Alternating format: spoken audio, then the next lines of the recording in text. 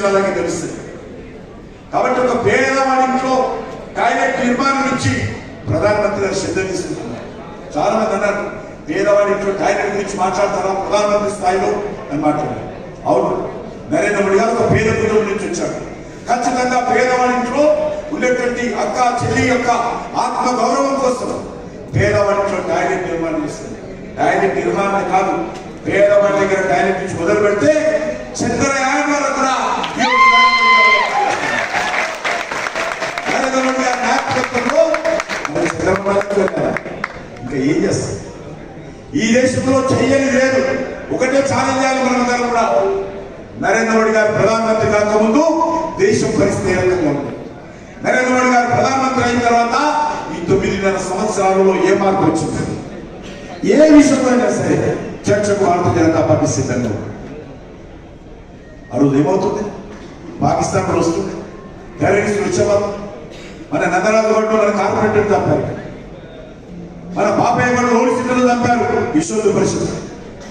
సైదాబాద్ లో దేవేంద్ర ఆర్ఎస్ఎస్ కార్యకర్తలు ఇప్పుడు సైదాబాద్ పోలీస్ స్టేషన్ చివరి దగ్గర ఇంకా ఉంది మాణిక్ ప్రభు మెడికల్ షాప్. మెడికల్ షాప్ లో సాయంత్రం కూర్చుంటే ఫైన్ బ్లాంక్ లో వచ్చి పాకిస్తాన్ ఉగ్రవాదులు ఆయన చంపారు.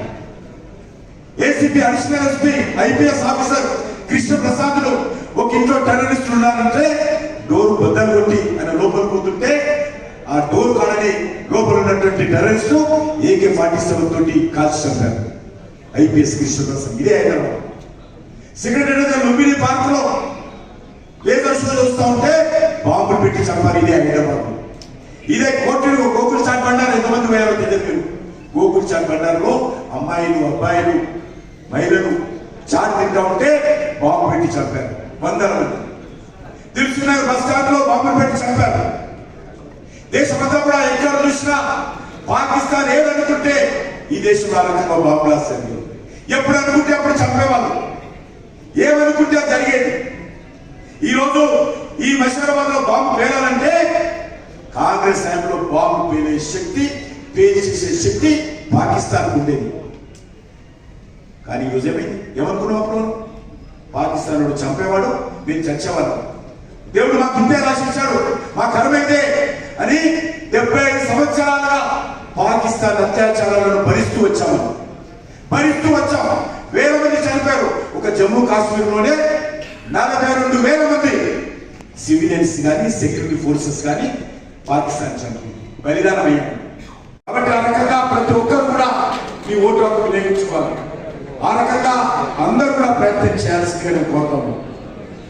అంతేకాకుండా ఈరోజు ఒకటి, ఈ దేశానికి ఎవరు ప్రధానమంత్రి కావాలి? రాహుల్ గాంధీ, నరేంద్ర మోడీ? వినబడతలేదు. రాహుల్ గాంధీ, నరేంద్ర మోడీ?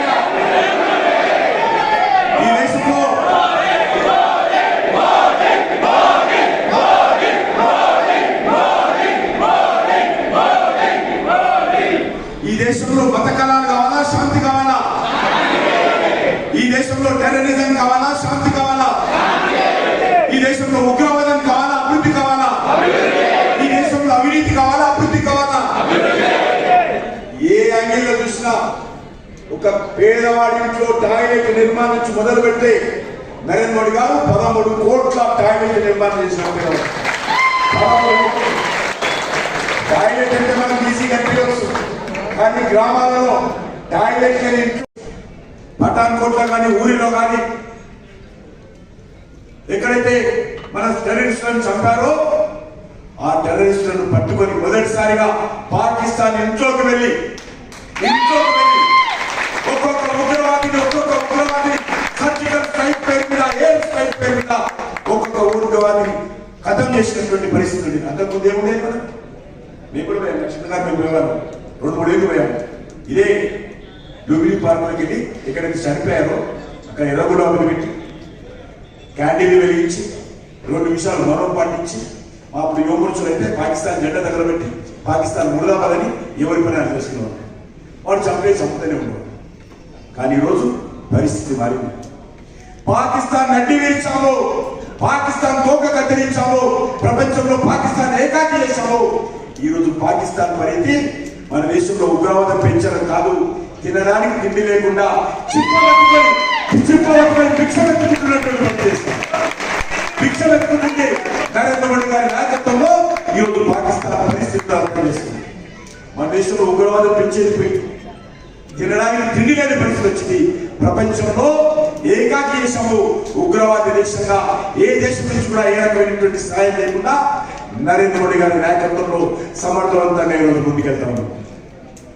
అందుకే నేను ఎక్కువసేపు మాట్లాడాను. అనేక విషయాలు ఏ విషయంలోనైనా సరే, ఏ విషయంలో, అది రాజ్యాంగం విషయంలో కావచ్చు, అది రిజర్వేషన్ విషయంలో కావచ్చు, బడుగు బలైన వర్గాలకు మేలు చేసే విషయంలో కావచ్చు, జాతీయ రహదారులు కావచ్చు, ఎయిర్పోర్ట్లు కావచ్చు, రైల్వేల విషయంలో కావచ్చు, రైల్వే స్టేషన్ల విషయంలో కావచ్చు, వందే భారత్ ట్రైన్ల విషయంలో కావచ్చు, ఎక్స్పోర్ట్ విషయంలో కావచ్చు, ఇంపోర్ట్ తగ్గించే విషయంలో కావచ్చు, జిఎస్టీ విషయంలో కావచ్చు, అవినీతి విషయంలో కావచ్చు, కుటుంబ పాలన విషయంలో కావచ్చు, ఏ విషయంలోనైనా సరే, ఏ కాంగ్రెస్ వాడు వచ్చినా, ఏ ప్రతిపక్ష పార్టీ వచ్చినా ఈరోజు భారతీయ జనతా పార్టీ అదందరితో చర్చకు సిద్ధంగా ఉంది.